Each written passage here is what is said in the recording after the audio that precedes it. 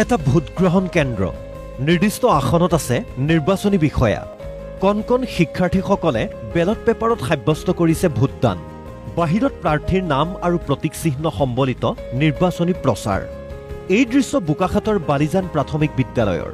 অনুষ্ঠিত হৈছে ছাত্ৰ সংসদৰ নিৰ্বাচন আনুষ্ঠানিকভাৱে মুকলি কৰে বোকাখাতৰ মহকুমাধিপতি বিবেক শ্যামে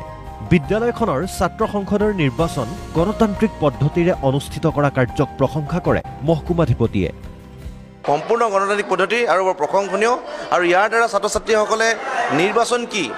ৰাজনীতি বস্তুটো কি সেই বস্তুটো এটা তেওঁলোকে ধাৰণা পাব আৰু এই পদক্ষেপক মই আমাৰ যিসকল শিক্ষকে ইয়াত জড়িত হৈ আছে তেখেতসকলক মই অভিনন্দন জ্ঞাপন কৰিছোঁ 2005 চনৰ পৰাই বিদ্যালয়খনত এনেদৰে অনুষ্ঠিত হৈ আহিছে নিৰ্বাচন কণ কণ প্ৰাৰ্থীসকলেও বাছি লয় একোটা প্ৰতীক বুধবাৰে অনুষ্ঠিত নিৰ্বাচনত প্ৰতিদ্বন্দ্বিতা হ'ল হাতী আৰু পদুমৰ জয় হ'ল পদুম মই বাৰ প্ৰধান সেৱক তোমাৰ সিম্বল কি মোৰ সিম্বল পদুম ফুল মই নিজে সোনকালে অহা লগতে তেওঁলোককো সোনকালে আহম আৰু বিদ্যালয়খন চাফচিকুণ কৰি ৰখাত ময়ো কৰিম আৰু তেওঁলোকো চাফচিকুণ কৰিব মোৰ হাতী মই বিদ্যালয়খনৰ কৃষ্টি সংস্কৃতি আগবঢ়াবলৈ চেষ্টা কৰিম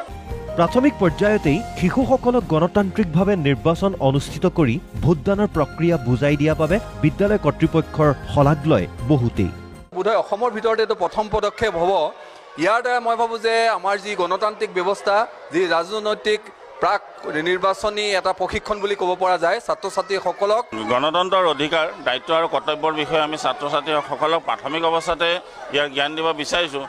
নিশ্চিতভাৱে বিদ্যালয়খনৰ এই নিৰ্বাচনী প্ৰক্ৰিয়াই ভৱিষ্যতে ভোটাধিকাৰ সাব্যস্ত কৰাৰ ক্ষেত্ৰত শিক্ষাৰ্থীসকলক সহায় কৰিব